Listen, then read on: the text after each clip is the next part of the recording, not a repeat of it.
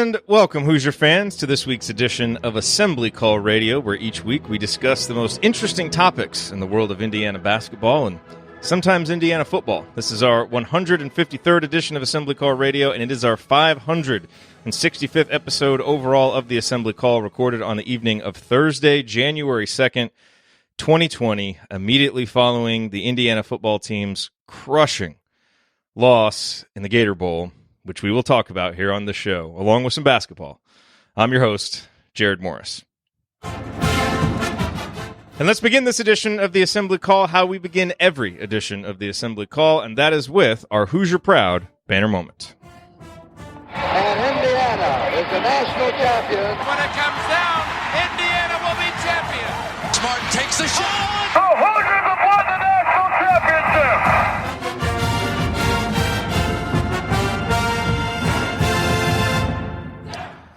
So obviously, as our longtime listeners know, this is a basketball show, and our banner moment is typically reserved for something from the previous week that led us to believe that the Indiana basketball program is on the right track to hang another banner. And I had something written down that I was going to talk about Trace Jackson Davis and how he's already won 6 KenPom game MVPs in 13 games, which is really quite remarkable when you consider that Romeo had 5 all last year. And in a week when there has been a lot of consternation after the loss to Arkansas, it certainly is nice to be able to have a guy like Trace that you can rely on and watch. And obviously we really look forward to watching how his freshman season progresses. But in the immediate aftermath of this Indiana loss to Tennessee tonight, and we're going to talk about it some here in the first segment, and there's going to be a lot of negatives that come out of this game in terms of that collapse and some of the really poor coaching decisions that were made. But let me just start it off by tipping my cap to the Indiana football program and to Tom Allen for delivering one of the best seasons that we've seen of Indiana football in the last 3 decades. And obviously it didn't end the way that we all wanted it to, but 8 wins, taking care of business against the teams that you need to beat. That was always the next step for this Indiana football program, more so than getting that huge breakthrough victory against one of the big teams.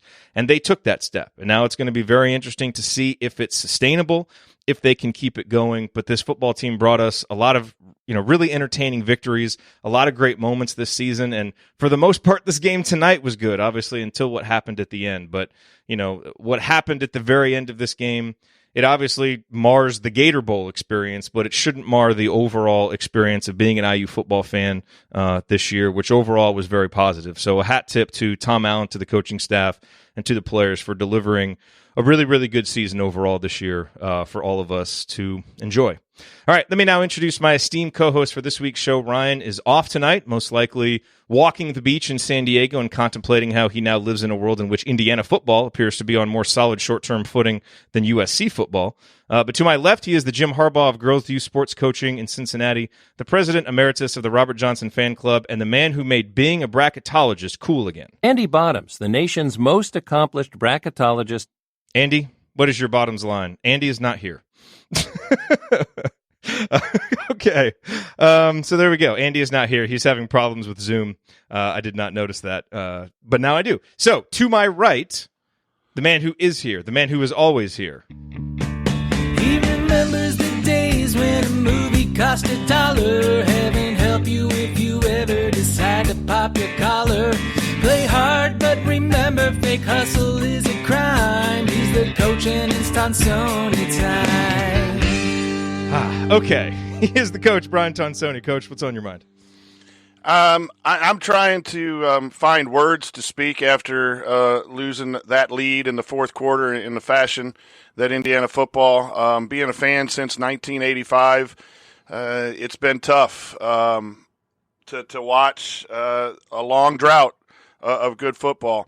And I'm going to focus on the word, Jerod, process. And I think process for Indiana football is being in 3 bowls in 5 years, getting a coach that whether you like the rah-rah, which I don't, or you like the recruiting, which I do, but I do like the team chemistry that he builds and the fact that the players are buying in. I think Tom Allen's doing a great job for Indiana football, despite some of the obvious mistakes that were made tonight with timeouts and onside kick coverage and things of that nature.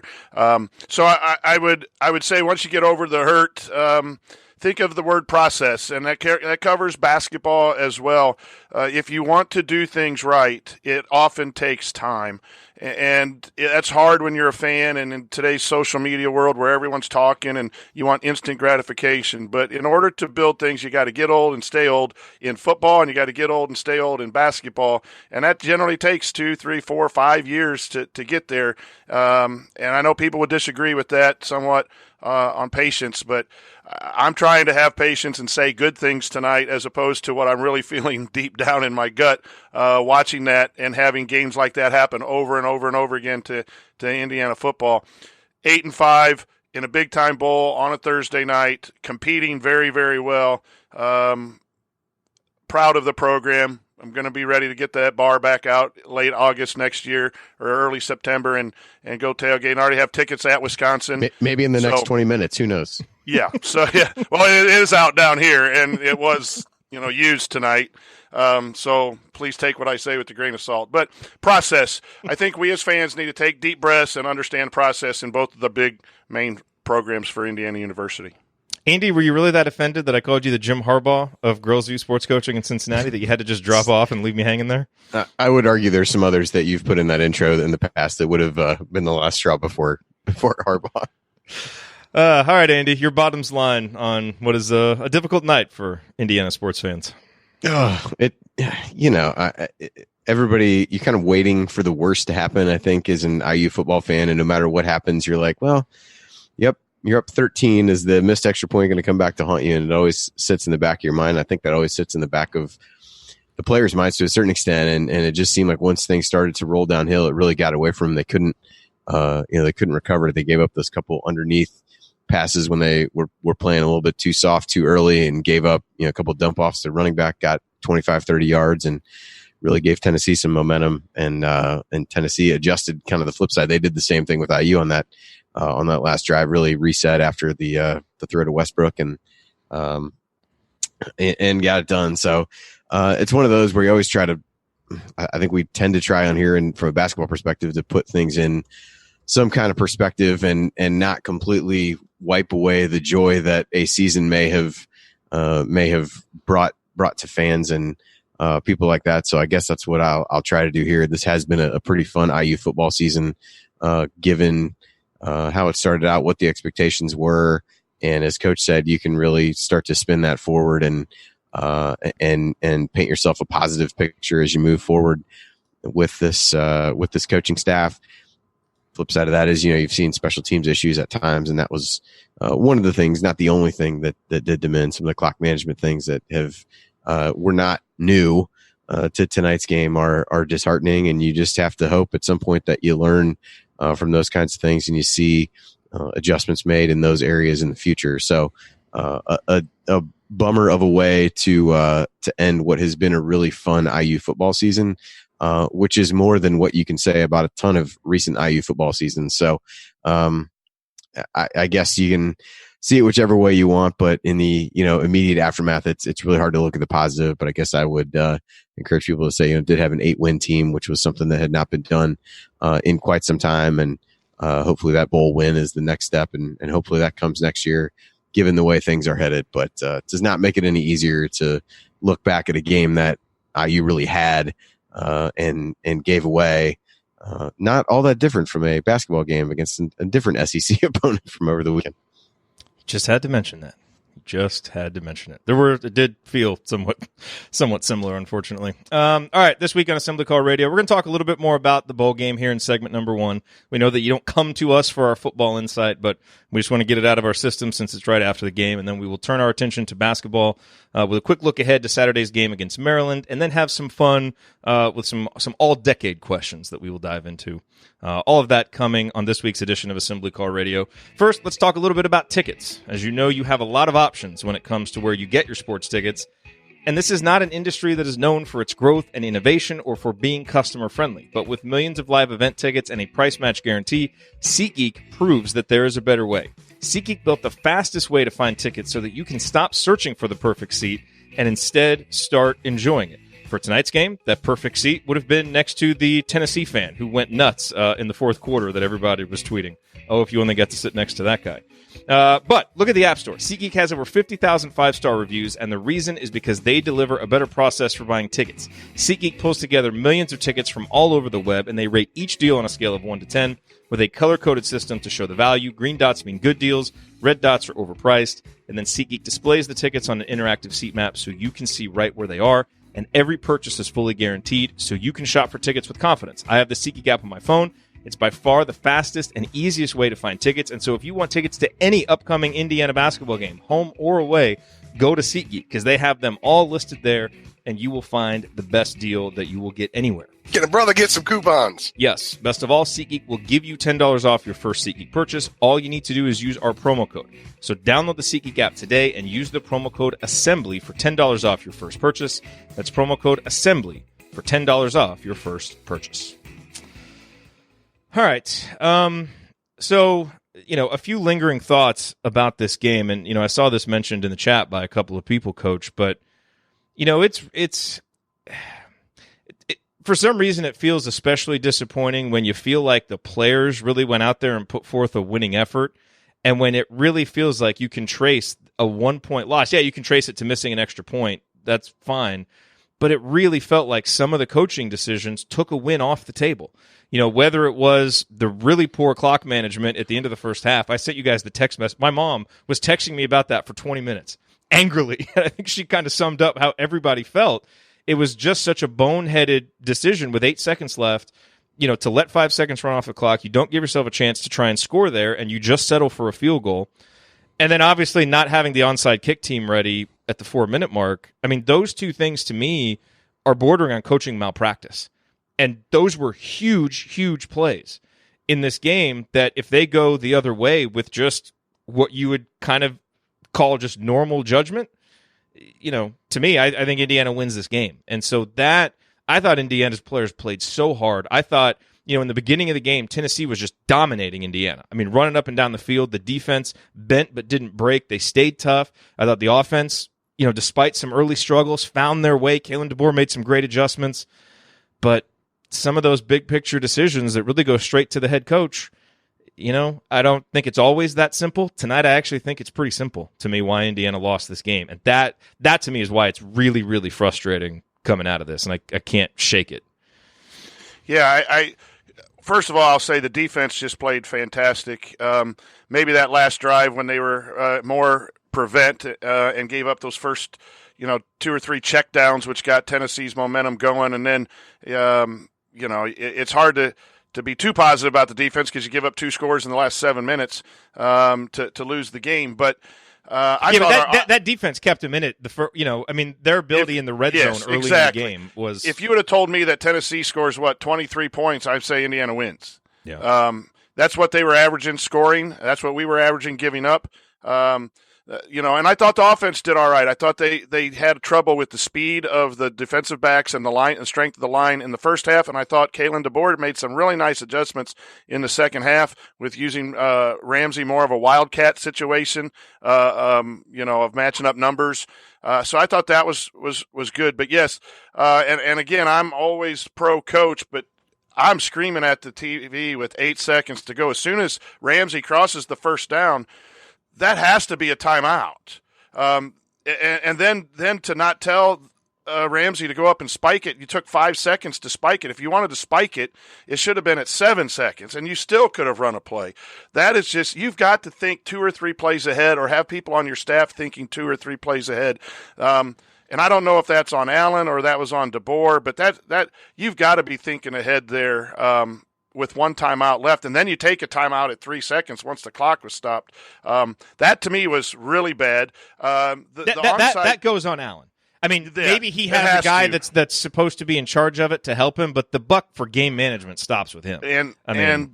Because your best case scenario on that is, you know how the clock operators can be. Like 2 seconds to snap it and spike it is probably your best case scenario. So best case, you got 6 seconds, which you probably have time to take a quick shot, but at that point, it doesn't really matter. Your play is going to be to the end zone, so take the timeout. That saving that timeout for that is nothing, because if you threw something underneath and a guy runs around and gets tackled, the clock's going to have run out while he's running around anyway.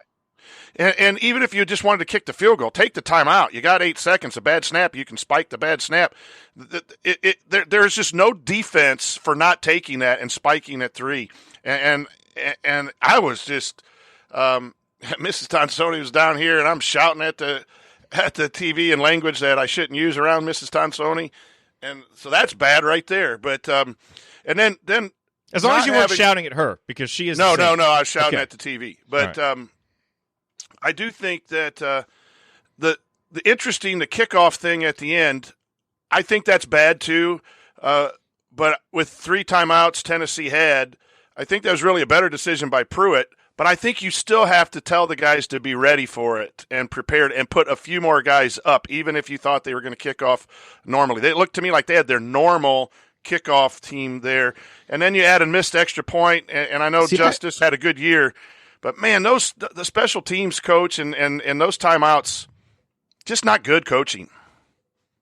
I mean, I thought it looked like they had some of the hands guys in there because Ronnie Walker was up. I'm not familiar enough with who plays special teams, but that Ronnie Walker was there, but he was like 10 yards beyond the 10 yards where the ball had to go. So he was like, that's the gap that they kicked the ball in. And so I thought they actually did have some of the hands guys out there, but again, I don't know enough about who they were too far back is out there, but he in particular was too far back. The other guys were all pretty much standing on the 45, but he seemed like he was at least he was beyond the 50, and by the time he tried to run up and get it, they had put the ball in between. Now, whether the ball went the 10 yards or not is perhaps another question. But and I think everyone took steps back too, or at least one step back, and I think Tennessee might have called that on the move, seeing the lineup of gutsy call there. But yeah, that and then. Aaron mentioned in the chat too, but the timeouts used throughout the second half to save plays, and then there was a time also after a field goal where the kickoff, we get a delay of game, and that might have been in the first half, and Alan's yelling that can't happen. Well, yeah, it can't. Then don't let it happen. Those are things that I think have kept Indiana from making that next step in the football program, and that's just a point of improvement this year, is that game management. And we all do it as coaches. You got to look back at your season too and fix what you don't do well. But that has to be fixed. Special teams and the timeout situation. This stat almost doesn't seem like it can be real from ESPN Stats Info. Tennessee overcomes a 13-point deficit in the final 5 minutes to stun Indiana. Entering this matchup, FBS teams were 0-471 when trailing by at least 13 points in the final 5 minutes of the fourth quarter of the season. That's what it says verbatim. That doesn't seem right, but that is kind of what it feels like. That's Indiana football. But, look, these are all, I think all this venting that we're doing and all of these complaints, they are perfectly warranted. I think they were the difference between winning and losing. I lay that directly at the feet of the coaches. That's what makes this so disappointing. And yet, without Stevie Scott, without, so many different starters this year, Indiana played toe-to-toe. They had a chance to win the game, and as we said, they completed an 8-win season. So I think let's end this segment because we don't want to get too deep in the weeds on football. You guys listen to Hoosier Huddle. You listen to Crimson Cast for that stuff. They do it, 8,000 times better than we do, but we just watched the game, so we had to get, we wouldn't know how to I would like to get ourselves mom on right after. For a brief moment to discuss this. But other than that, I think we can wrap up. Segment 1, sponsored by Jerod's mom. Yeah. Oh, my God, her tweet storm. It did not stop. It just went the entire halftime. She's very, very angry. But, again, let's end this on a positive because this was a good season. But I thought, I thought the tweet from Crimson Cast kind of summed it up, which said, I don't have it right here in front of me, but it was something to the effect of, if you want big attendance, you win games like this. And there is definitely something to that. This was a lost opportunity. I mean, this was going to be such a party, figuratively and literally, for everybody watching this game, everybody there, the perfect ending to a great season, and it didn't happen, and it ended in just crushing defeat. And so it was a lost opportunity for Indiana, but a really good season overall. And Coach, to your point, if this is part of the process and things continue on, then maybe we look back at this as a speed bump, something to learn from. But right now, it's just a a really heart-wrenching loss. So I feel bad for the players. I feel bad for the coaches, too. I know that's not going to be a real fun plane ride home, but I still tip my caps to them. Great season. Thank you guys for all the hard work this year, all the heart that you showed, because they definitely showed a lot of heart. All right, coming up, we are going to look ahead to Indiana's matchup against Maryland. Andy's really looking forward to this, and then we'll dive into some fun all-decade discussions, including picking our all-decade teams and much more. We got a lot of great questions from you guys, so we're going to have some fun with that. Stick with us here on the Assembly Call.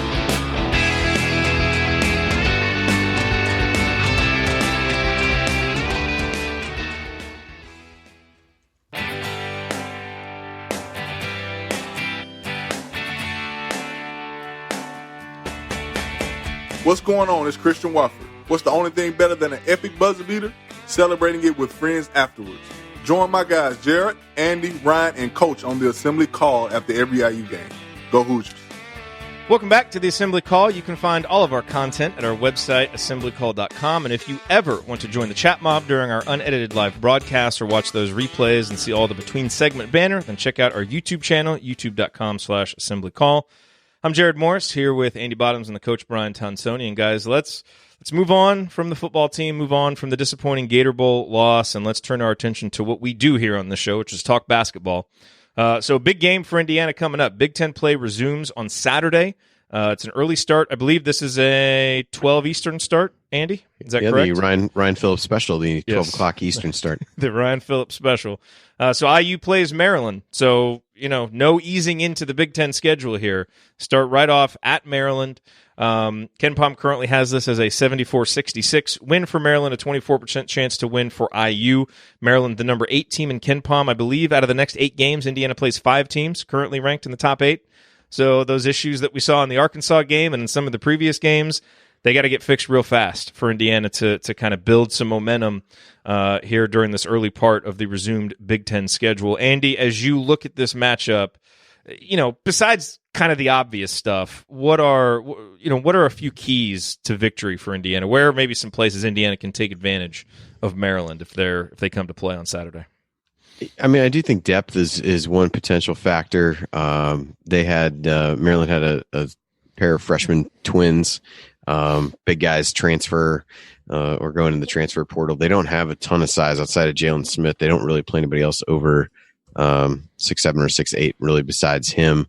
And they just had 2 big guys transfer, right? Yeah, that's the twins. That's the twins I just mentioned. Oh, sorry, Mitchell, I just pulled a Ryan. That's okay. So they they lose those guys. So that hurts their depth a little bit.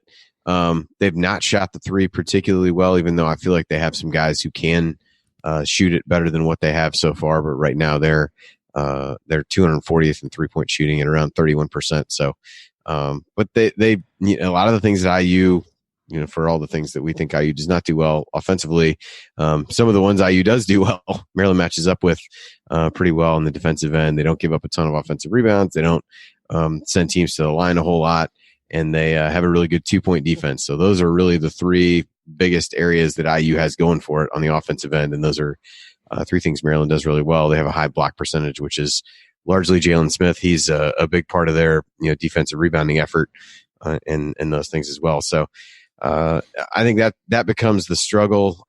They've played well at home. Both their losses have come away from home at Penn State and at Seton Hall in back-to-back games.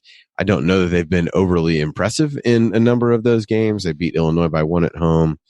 Even last time out, just beat Bryant by 14 at home. So I don't know that they've quite lived up to some of the preseason hype that they have had, but they do have some talented players. Be interested to see how IU deals with Jalen Smith and having a number of they're a little bit like Arkansas in the sense that they have a number of wing type players. Cowan is not big, but they play a lot of other guys anywhere between 6'5" and 6'7". So some interesting matchup things that way, which we'll kind of see how those play out. But I think it's really IU's got to get some things figured out offensively and try to keep them off the offensive glass, keep them from getting easy buckets, make them shoot threes. Hopefully they miss. I think I think we lost Andy's microphone there. Coach, any thoughts on you on IU Maryland before we move on? Well, it's just it's a chance to get a road win, which will boost your resume. And winning on the road in the Big Ten is going to be very, very difficult. And so you could look at this as, you're playing with house money. You're expected to get beat by 8. You only have a 24% chance of winning. Go in and play free. From a coach's standpoint, the rest of Indiana's season is going to come down to guard play.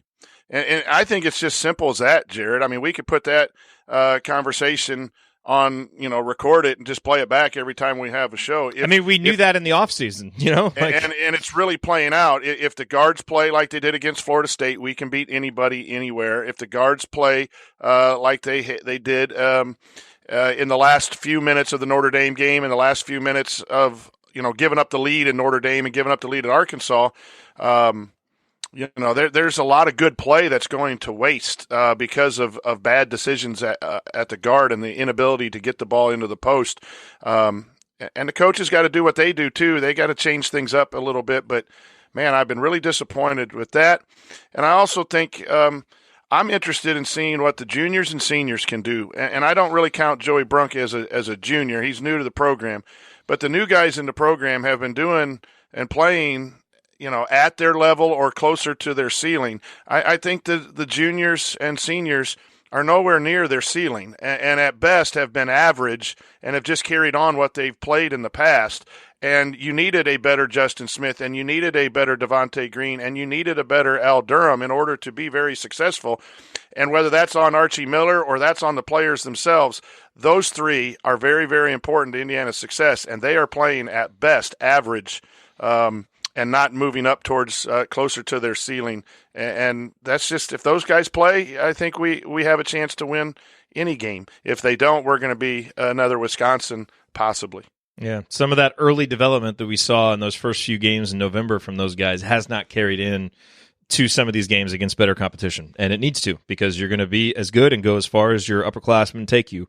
And Indiana needs more from those guys on a consistent basis. Okay, let's do some fun all-decade questions, and we'll start with a big picture one. This one from our buddy Sammy Jacobs, who runs Hoosier Huddle. And he asked a very simple question. Was it a successful decade for IU basketball? I feel like this answer is pretty easy, but, let's at least kind of lay out the evidence. Indiana did win 2 outright Big Ten titles, 4 trips to the NCAA tournament, which, sounds like a lot when you haven't been there in 3 years, but then you think 4 NCAA tournament trips in 10 years, not good at Indiana. 3 Sweet 16s, which is, decent when you only made 4 trips to the NCAA tournament. And, you put a bunch of guys into the NBA, which, is something. So was it a successful decade? To me, the answer to this is very simple. No, it was not a successful decade. If you want to say, was it an okay decade or a fair decade? Maybe you'd have an argument there. I think it was a poor decade overall for Indiana basketball. Missing the tournament this many times, so many seasons when you're just not even competitive in the Big Ten, and just the sheer amount of games and moments within games where you felt overmatched, I don't feel like that's what Indiana basketball should be. And so I think this was a very poor decade overall, with some great moments, don't get me wrong, some tremendous highs, but the consistency just wasn't there, and the highs weren't high enough to compensate for that. So my answer is an emphatic no on was it a successful decade. Coach, what do you say? No. If it's Indiana basketball, the only thing that is 2 Big Ten titles. I think if you have 2 or more Big Ten titles in a decade, that's acceptable. You need to go 8-9 times to the NCAA tournament. I can see you in a rebuilding year missing once. I really think you need to go all 10. The Sweet 16s were nice and fun. For me, putting guys in the NBA, I know you guys like the league. I could care less. It's about Indiana on the jersey. I was just trying to find another bullet point. Yeah. No, but a lot of people see that as successful, and it is. It's not. You are helping guys achieve their dreams, and I do think that's something. As a coach, you want your guys to go on and do well in the future. But for me, it's Indiana, and don't play that clip from Coach Crean. I won't. Okay, yep, don't. But it's Indiana, and we win, and we got to win on a regular basis. So no, it was not a successful decade. And you make a good point about the Big Ten titles. 2 outright Big Ten titles in 10 years with how good the league is, that's pretty good. but not when it's compared with all the other seasons. You're like 7th or worse, like if you're winning 2 Big Ten titles and you're maybe finishing top 4, in 6 or 7 of the other years, that's where it should be. But just, my goodness, the roller coaster. That just isn't acceptable. Andy, let's cross our fingers. Do we have you? Yes. Yes. For now, until whatever is going on with my computer crops up again. Much like the decade of IU basketball, inconsistent performance from what Zoom thinks my default microphone and output is. But no, I would agree with you guys. I think it's the lack of consistency, and there it goes. Well, we still have you. Can you hear me now? Okay. Yes. So let's move on. Again, that was a pretty simple answer, I think. Let's do all-decade team. Coach, did you guys do this last week on Assembly Call Radio? Did you guys give your all-decade teams? We did not. We thought it would be more of a full segment than just an answer on mailbag. Okay, well, we can at least devote about 10 minutes to it here, depending on how much we want to. So, again, for any of these all-decade questions, and I should actually, before we begin this, because this was actually a question from our buddy Jay, and of course, that question has now been branded as the mediocre question, and we have new theme music. So let's introduce this question in the proper way. Here we go. It's not that good, but it's not that bad. It's Jay's mediocre question. Jay, I don't think he's here in the chat mob. I think he is drowning his sorrows with a very high-priced craft beer somewhere. But this was his question. So the all-decade team. Now, the reason this question is mediocre is I don't believe he gave us criteria for it. So because there's a lot of different ways you could do this, like who are the most accomplished players. The way that I like to look at it is, if they were assembling a Big Ten all-star team of players from this decade to play against an IU team, what's our best lineup to put out there? So I thought about it in terms of a starting 5 and 3 bench guys. Like, what is the rotation that you're putting in this tournament? So, Coach, here's the direction I went. Please pick this apart when I'm done. My starting 5 was Yogi, Victor, and Romeo as your ball handlers, OG, and Cody Zeller. That's my starting 5. And then off the bench, I've got Thomas Bryant, so that you can get a floor-spacing big man if you want him. Jordan Hulls. I really had trouble at the guard spot, because I think Blackman would be a great option because of his shooting, but I could not pass up Jordan Hull's leadership and some of those intangibles that I think you would need on a team like this. So I ultimately went with him, plus he's an amazing shooter. And then for my last spot, it was down between Juwan Morgan and Christian Watford, and I went with Christian because of the shooting. Because now all 3 guys off your bench can shoot. And so you can, and was an underrated defensive player, especially later in his career. So that's my 8. You can certainly make some arguments for some other guys, but that's who I went with, premium on shooting.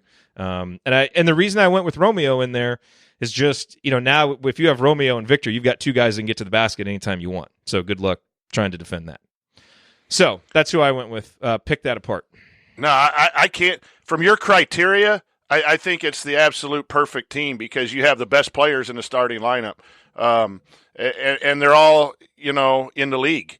So if you're putting together a team to go compete against someone else, you put your 5 pros out there, and then on the bench you have Thomas Bryant, and then you have other guys that were good players in Watford and Hulls. The only one that I could maybe say needs to be in there, if you're only going to settle with 8 and not add a 9th, is Juwan Morgan, for his ability to play multiple positions, and just his all-out hustle that I think, but I don't know who you replace him for. If you're going to put Morgan You'd have to take Watford out. You'd have to take Watford out, and I just think that would be really tough to do. So, no, with your criteria, I think that's an absolute great all-decade team.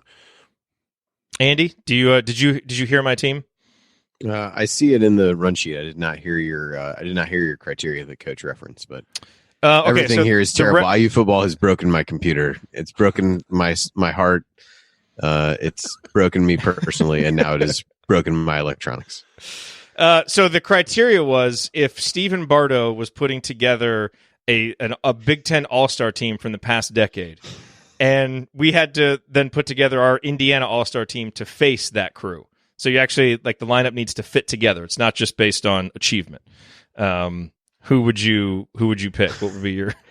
The Stephen Bardo element of this is alarming because I think you could assemble nearly anyone to beat a team coached by him, but that's neither here nor there. I thought the guys that you had listed would probably make the most sense to me just in terms of forming an actual lineup. And yeah, the only guys that I laid out a few additional options in the sheet, but yeah, I think the only potential would really be to take Watford and replace him with a guy like Juwan, who from a size perspective is relatively similar, maybe a bit more versatile. But I think when you really look at how Watford evolved over the course of his time at IU, he was a good rebounder, solid defender, and an incredible shooter. I obviously could make important shots. So now I don't know if there's too much to argue about there. I think, OG is probably the one people would look at, and you look at him now, you look at the flashes of moments that he had, and you wish that you saw more of him at IU. The injury limited our ability to really see what all else he could do. But I think when you look physically at what he could do and how you could play him alongside the other guys, I think that would make sense. And it doesn't necessarily, I guess theoretically you could sub Watford for him in a starting lineup in that scenario, but that would really be the only other option that you could go with from a lineup perspective. I thought about that too. See, now we need Ryan here to tell us why Race Thompson should be on the all-decade team already. He's got him penciled into the for the next decade already. So He does. Ryan's team would be, let's see, Race Thompson would be on there. Max Bielfeldt would definitely be on there. Will Sheehy, I'm sure, would make his way on there. Ryan always liked Troy, I think, more than anybody. I think you'd have Troy Williams on there. So, Ryan would have been he would have had. We need to bring back Andy's substitution report or whatever playing time report, because after Ryan and I went back and forth on race and everyone that being subbed out, I went back and watched the games and found that there were a few subs in the last 6 minutes. But by the way, if you haven't gone to the YouTube video for the IU Arkansas game, it must have been shared in some Arkansas, message board or by some Arkansas tweeter, because it is just filled with comments from Arkansas people calling Ryan out for, talking down about Arkansas, and people are calling Ryan out for saying that Race Thompson should be in there. Someone called him a tool. It's funny when you see the opposing fans come in and take over your comment section. They handled it with the class that you would have expected. What other criteria for decade team would we use if it wasn't just for the all-star team that you're putting together? Contribution? Yeah, achievement, to where, your backcourt is probably Yogi, Jordan Hulls, and Victor Oladipo. Now you have the question of, okay, Zeller only played 2 years.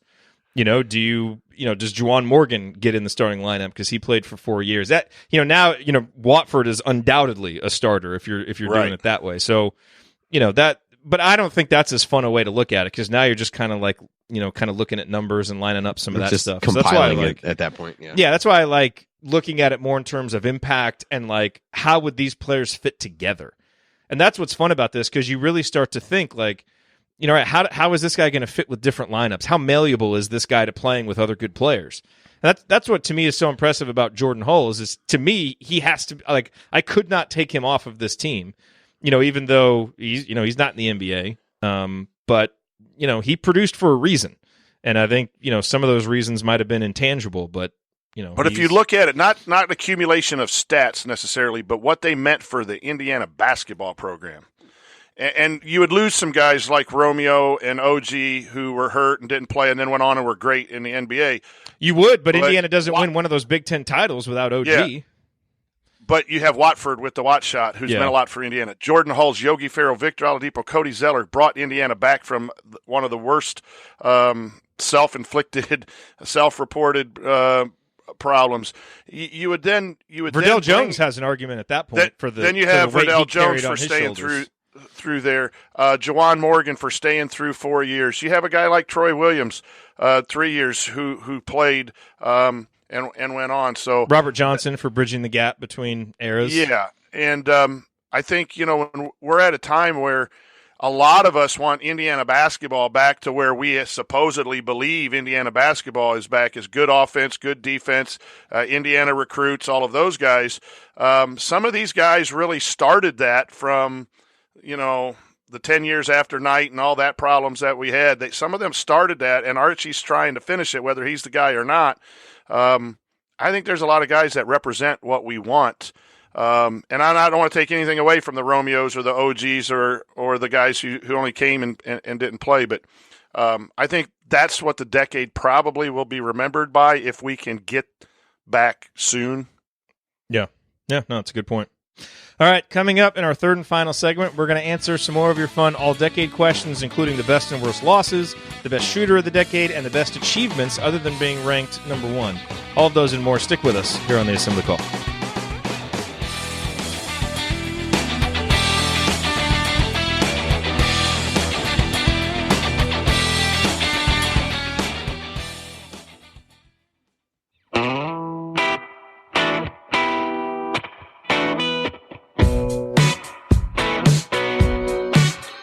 This is Jordan Halls, and I never miss a shot or an episode of the Assembly Call. Thank you, Jordan. Welcome back to the Assembly Call. I'm Jerod Morris here with Andy Bottoms and the coach Brian Tonsoni. Remember that you need to be subscribed to our email newsletter. We send out a weekly IU News Roundup, and then after every game, we send out a detailed post-game analysis. Text IU to 66866 or go to assemblycall.com. That's IU to 66866 or go to assemblycall.com. Time now to continue on with the mailbag. All of these questions submitted via our private IU basketball discussion community, which you can learn more about at assemblycall.com/community. We put out a call for fun, all-decade questions, different ways that we could kind of attack this topic as we are now at the end of the decade. And so we had this from Alex. He wants to know what were the biggest wins, excluding the Kentucky game, of course, and the worst losses of the past decade. So, Andy, would you like to tackle this one first? Which are like the first ones that just jump to mind? Yeah, I mean, the Michigan one to win the Big Ten championship in 2013 came up. The Iowa one to win there, beating Kentucky in the tournament. Those were the few because I think the stakes were the greatest. Beating Michigan State twice last year was great, but it didn't really. In the end, the season is not remembered positively. It almost reinforced the frustration of the season. It actually is a harsh reminder of what could have been. So I think those were the three that came to mind more immediately because they either were to clinch something or were in the NCAA tournament. There were definitely some other big wins, but those were the few that stood out to me. The NC State one, of course, is one that I think we are very, very fond of and that is extremely meaningful. At the time, it felt really meaningful, but then in hindsight, it really took on added meaning. But I don't really think it's been blown out of proportion. That was a really, really important win for that team to get. And then, the VCU one, I think in the 2012 tournament when he hits the shot and that, puts Indiana into the Sweet 16, that was also a fun win, a really important win for Indiana. And I think Ryan tweeted out and texted us, which he loves to do. He loves to text us his tweets. But he had talked about how the North Carolina game in the 2012-2013 season, when we just blitzed North Carolina at home, was one of just the most fun times that he had watching IU basketball, which I agree. That was a really fun game. And I would also throw the Michigan home game in there. I think that was 1-2, wasn't it, that game? I actually watched that game on a treadmill in New Orleans. We were there for the Super Bowl for the 49ers and the Ravens, and my dad worked for the 49ers, and to watch that game on the treadmill. But it was awesome. That was, of course, that game is best known for the greatest missed dunk of all time, the alley-oop to Victor Oladipo. But those are definitely some of the wins, Coach. Any others? I mean, there's some other good wins, but those are the ones that kind of clearly top the list. Well, obviously the Watt shot win is going to be remembered. But the VCU one, you brought that up. It was really important because we had been so down. And even in the 1 year, we had some success, and Sampson left, and the way the Davis era, it was so nice to get back to the Sweet 16. And when that shot went in, I think everyone took a deep breath and said, yes, we can do this again. And while that might not be as memorable as the Big Ten titles or the Watt shot, for me, that was a huge win that I needed to, as a fan, to see, to really feel comfortable again. And unfortunately, we haven't gotten a whole lot more of those, or as steady, but that win stands out for me. In terms of losses, I think it's pretty clear what the number one loss is on the list. I don't think we need to talk about it because that'll just bring up horrible memories. So let's just slide on past that. But that was the one that came up first. But then the two that came up next, I don't really know what this means, but the Indiana State and Fort Wayne losses in the first season of Archie's era were the next ones that came up. And I don't think that they were, the stakes weren't the highest for those, but they certainly just felt devastating, when they happened, because it kind of, took a little bit of the early momentum away from a new coaching era that we were really excited by, and we all kind of, kind of talked our way through it. And, unfortunately, some of those issues kind of feel like they persist at times today, which is a little bit concerning. But those definitely jumped out to me. And obviously, look, I mean, you've got, all the NCAA tournament losses, the North Carolina loss in the Sweet 16, where we just basically weren't even in the game. That was obviously a very disappointing one. But Andy, what other losses stand out to you? The only other ones that I added were losing to Rutgers in the opening game of the Big Ten tournament, although perhaps any loss in the Big Ten tournament should not be that surprising or should not be taken that hard. Hey, we played poorly in the Big Ten tournament.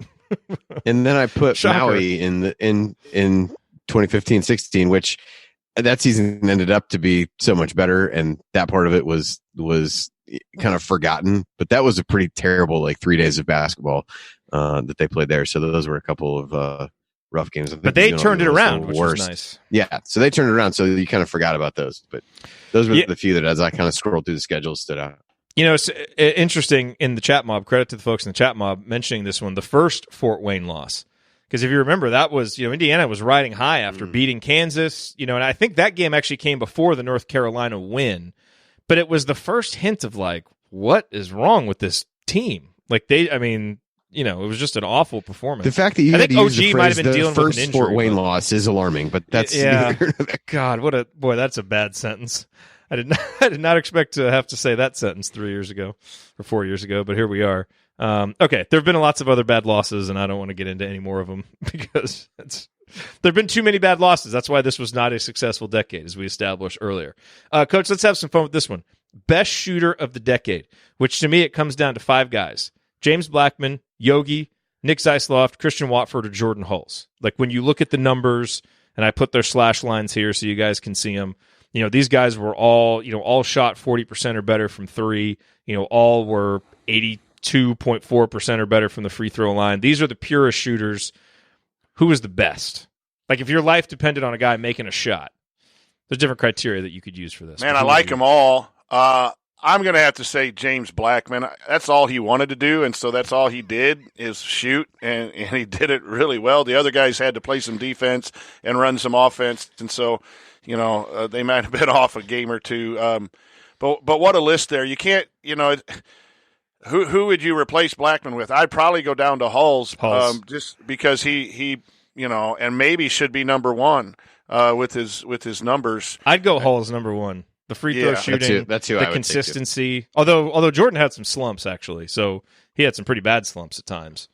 But I would go Jordan. I feel like I would just trust him more. And look, James hit some big shots. You remember that shot he hit against Penn State? I mean, he checked Blackman. He checked Blackman. Yeah, he was open as soon as he crossed half court. He was probably. I mean, the best individual shot was Yogi's pull-up three. I mean, that was just deadly, an incredible shot. And I think James was probably the most fun guy to watch shoot. He just had such a beautiful release and could really get a three-pointer off pretty much anytime he wanted it because pure. he was he's so tall. And Watford deserves some mention there too. I mean, as good of a trailing three-point shooter as you're going to see in that high release, and obviously he made some memorable ones. But I would ultimately go with Hulse as the best shooter.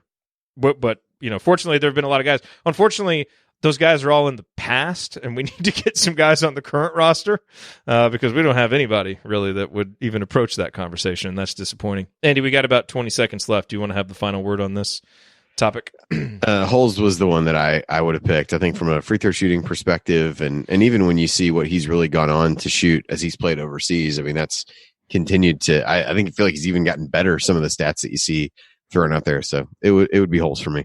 Yeah. Okay, that's it. We're done. No more questions. That is going to do it for us on this week's edition of the Assembly Call. If you want to see us do the show live, join us at assemblycall.com on Thursday nights. for the live broadcast of our Assembly Call radio recording. And don't forget to go to assemblycall.com or text IU to 66866 to join our free email newsletter. Special thanks to Bob Thompson for producing most of the music that you hear on the show, including the new Mediocre Question of the Week theme. And thank you for listening. We will talk to you Saturday after IU Maryland. Until then, take it from me, Yogi Ferrell. Keep your elbows in and your eyes on the rim. And go Hoosiers. Thank everybody for coming out. All right, I got to get out of here, folks. Thank you. Okay. And cut. There were a couple more real quick that we can hit. Bill said best program achievement after being ranked number one, or other than being ranked number one in the national polls during the Tom Crean era. The 2 outright Big Ten titles, obviously, are at the top of the list there. I mean, anytime you can win the Big Ten outright. Yeah, I think that's a little better. The Sweet 16s were nice, but in a couple of those you expected maybe to move on, or you would hope to move on. Yeah, Between those two, probably. Yeah, three Sweet 16s and 4 NCAA tournaments is, or in 4 seasons is fine. Certainly we would take that right now, but we aspire to more. And so you're right. In the moment, some of those felt disappointing. In hindsight, you look at it and you're like, well, we didn't achieve a whole lot. So, being ranked number one, winning the Big Ten titles, those Sweet 16s are really probably the other achievements that are meaningful. And then the other, I listed it here too, again, going from one NBA player, Eric Gordon, and maybe like DJ White and a couple other guys were in the NBA at the time, but certainly not playing big roles, to now where you have 9, and it's a legitimate thing and something that Indiana can obviously recruit to. So it doesn't help us feel better about the performance of the team on the court, but it's, certainly something it's nice to see those guys out there having success and achieving their dreams. So, Andy, any other achievements? No, I'd probably pick the Big Ten titles out of what's on there. Yeah. And then Jesse asked for the top 5 recruiting classes based on how they turned out at IU. I didn't do any research on this one. What I will say is Tom Crean's class of OG, Thomas Bryant, and Juwan Morgan was talk about exceeding expectations. Look, Tom Crean had some dud recruiting classes, as we know. That was better than the movement? Oh, man. Yeah. I mean, the movement did give you Yogi Ferrell, so it's, that whole thing was a disaster, but at least you got one of the best guards in the history of your school from it. But, man, if you imagine when that recruiting class came through and someone's like, oh, by the way, all 3 of those guys are NBA players. Excuse me? And they are, and they were. That's a bet you'd have taken. And they had huge impact at Indiana, and they're all guys who are incredibly easy to root for. That class was, look, the Oladipo Sheehy class, in terms of beating expectations, that one would have an argument too, just because of how amazing Victor was, and how good of a player Sheehy was too. And obviously the Hulls, Watford, Elston, Maurice Creek class, that was a really good class too. And the Noah Vonleh class probably fell short of expectations, and so Indiana didn't really capitalize on that 2013 season with the recruiting class that came in. But the 2 that definitely just shattered expectations was were the Sheila Depot class and then the Bryant Morgan OG class. Fantastic recruiting classes. And the jury's out kind of on Archie's recruiting classes. We'll have to see how those turn out. Anything else, fellas? No. I was looking for it. I need to get some rest. Yeah. The work alarm calls early tomorrow. Yes, so it does. I will let That's you guys program achievement. I will let you guys finish up. All right. See you, Andy. All right, we'll see you guys. All right. I was kind of looking for the bullet point on best program achievement being a coaching change, but I didn't. I couldn't find it. Well, yeah. Although the new coach needs to get some skins on the wall pretty soon. Yeah, quick. Yeah, quick. It's time is starting to run here because we're talking longingly about Sweet 16s and Big Ten titles and all these things, and let's go. It's time to experience that again. So it is time. Because as that coach told us, it's Indiana. Dang on it. Why? It's Indiana. Why you have to play that? Well, he was right. He had a point. He did have a point. All right. True. Oh, man. You know what? By the way, tomorrow. No, I was going to say is the final point. You need to make the final point that you made right when we got on here, that something good is going to happen for the IU football or basketball programs here coming up soon.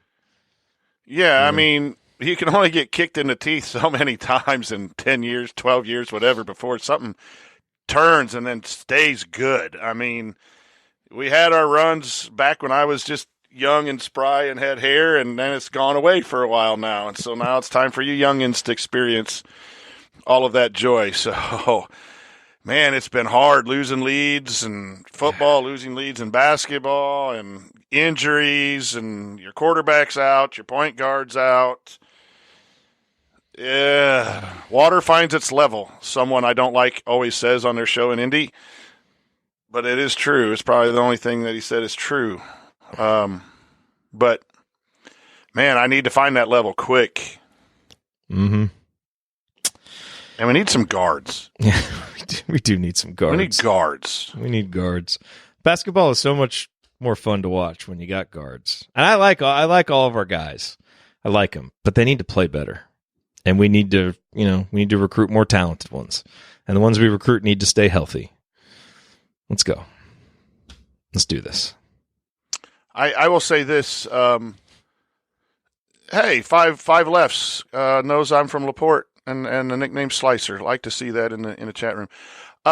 Former player of mine stopped by and we were talking, and he watches the show, and he was talking about when a new coach takes over, it's like a blended family. And I think I put that in the coach's corner thing, and it really got me to thinking about what kind of kids are from the previous family that are being morphed with the new family.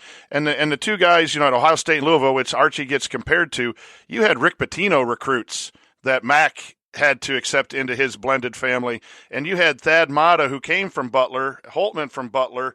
And I want to go back and see, was Wesson a Matta recruit? The guy Diop was a Mata recruit, and those guys played well. And some of the recruits, and I know I sound like I'm apologizing a lot for Coach, but it really was. It's a tough thing to blend different regimes if you're not close. And it seems easier from the outside in because you've had the guys for 2 or 3 years, but I think that's really happening a little bit with the seniors and juniors maybe not getting to their ceiling, showing some improvement, but not total improvement. I guess that's just some hope, but I wanted to pass that on as that's a new way that I'm kind of looking at it, that it's not as easy as we might think, depending on that shift. That's been mentioned on our shows before. But still, it's still time to. Yep, all of that baked in. Let's make the tournament this year. Yes, that would be nice. Because all that, you got to find a way to get to the tournament in 3 years. You got to be able to take a group of guys and get them to overachieve, even with all the There's always with every loss and with every season, there's always stuff that you can point to that kind of explains that thing away. And yet this is Indiana, and you want to have a coach that at some point leads a group of men to doing more than what was expected of them. I'm just doing some self-talking to remind myself of patience. Yeah. We won one game, lost another game, and we really played bad for a total of 16 minutes or maybe 18 minutes and combined in those two games. One cost us, one didn't cost us. And other than Wisconsin – but is that going to be good enough going forward? To be fair, though, we also won some games where we had some stretches of bad play. So that does kind of balance out a little bit. Yeah. But, I mean, your point is well taken, and things are still pretty good. I mean, it's all right out there for them, I mean, as bad as IU played, they were up 61-52. Yeah, I know. No Justin Smith, no guards, guard ejected, and you're up 61-52. And you're at home. You got to win that game. You got to win that game, and Yep.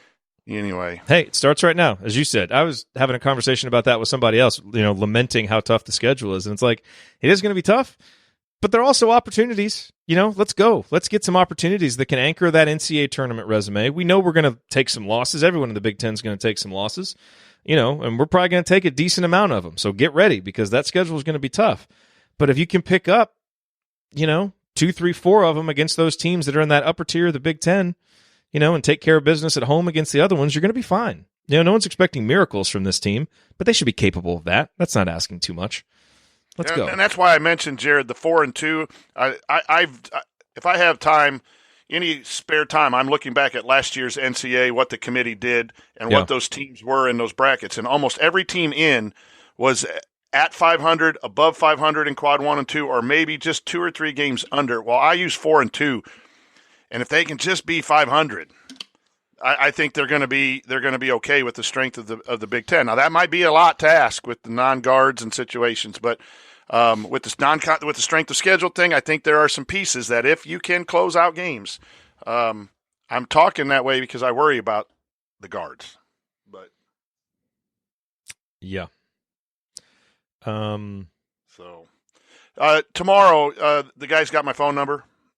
I'm doing the I'm sorry, I forgot to mention he's actually off tomorrow. He texted me back. There's no show tomorrow. Okay. So, but if you is that a time that you can do it regularly?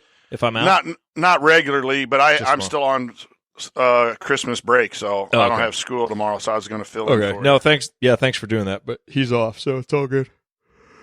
Okay. Boy, I'm yawning already. It's time to let's go. You don't have to drive anywhere to steal Wi-Fi, right? No. No, I shouldn't have to. I should be fun. My lovely wife, she drives with me. That's the only time we have to talk. We sit out there like Bonnie and Clyde stealing Wi-Fi from the school. Oh, that's awesome. All right, man, you're the best.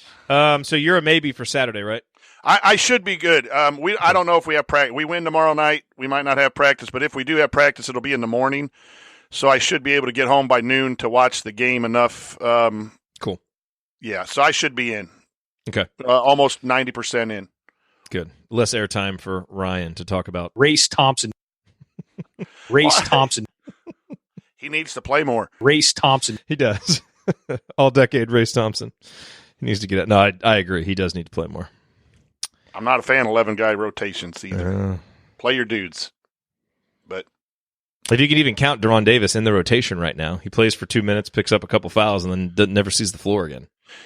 I know you need to go. Do you think that he promised everyone they'd get some first-half action to try to keep the team going in the right direction? And then he's going to play. I mean, he said it. We're going to play everyone, and then we're going to go with the hot hands. So he said that. But I'm at the point. I certainly hope he reserved the right to change it. I know. To do that as long as it's serving the interest of winning. Right. I mean, that's my point. I still think Deron is such an important part of what this team can do. Like, I'm fine with giving him some minutes to see what he's got. I mean, if he's doing something in practice to suggest that you should. I guess I just don't understand, why do you play him for 2 minutes if you're never going to put him in there again? And maybe the game situation dictates, that you don't, and it's not like he's done anything while he's been in there to earn more minutes. So I guess I'm answering my own question, but it just almost seems like even those 2 minutes in the first half are a waste. Why not give them to Race or Joey if that's all you're going to give him? I don't know, but at the same time, I still think he's an important player down the stretch for this team. So I don't want to see him totally eliminated from the rotation, because to me, if you get what you thought you were going to get from Deron against Arkansas, you win that game, because you can put him in there and get a couple buckets, or get an open 3-pointer late because of the skills that he showed last year when he was healthy. But he is not that guy right now. Right. And I think this team really needs that guy. But, it's not there. Thank goodness for Trace, man, because so much of the stuff we talked about in the offseason that needed to happen for this team has not happened. And the one thing we didn't really talk about a lot was Trace being awesome. And he's been awesome. So thank goodness for that.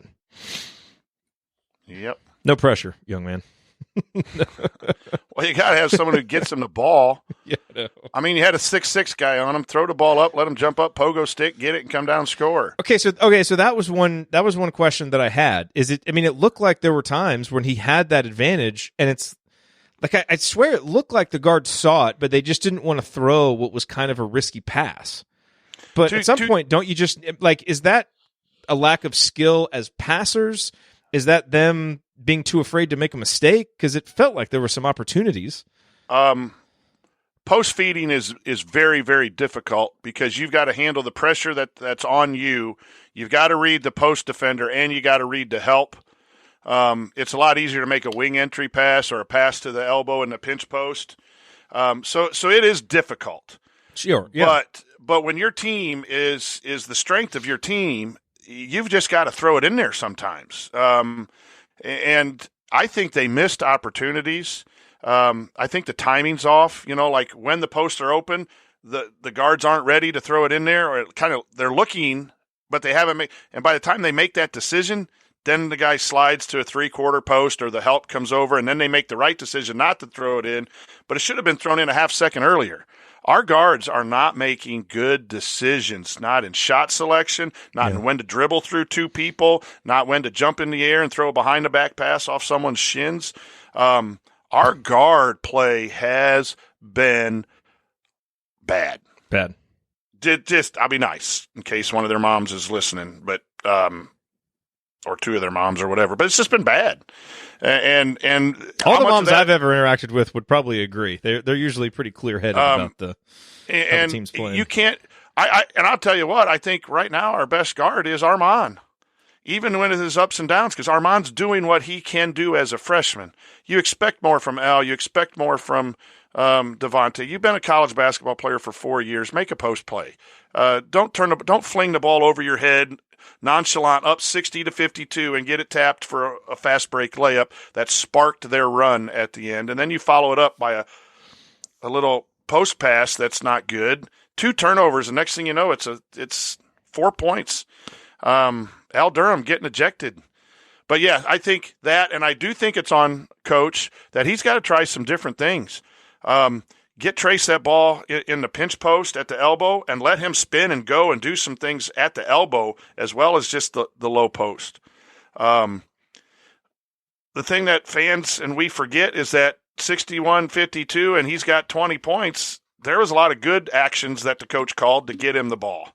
And the guards did a lot of good things to get him the ball. Some of it's rebounding. Yeah. But I think he needs to come up with a couple more sets. He tried 3 or 4. But he needs to come up with something different in different locations now, because teams are just fronting and heavy help side on the backside and then pressuring the ball. And that's what Notre Dame did to get back in. That's what Arkansas did to get back in. And once that's on tape, it's going to happen. And Archie knows that.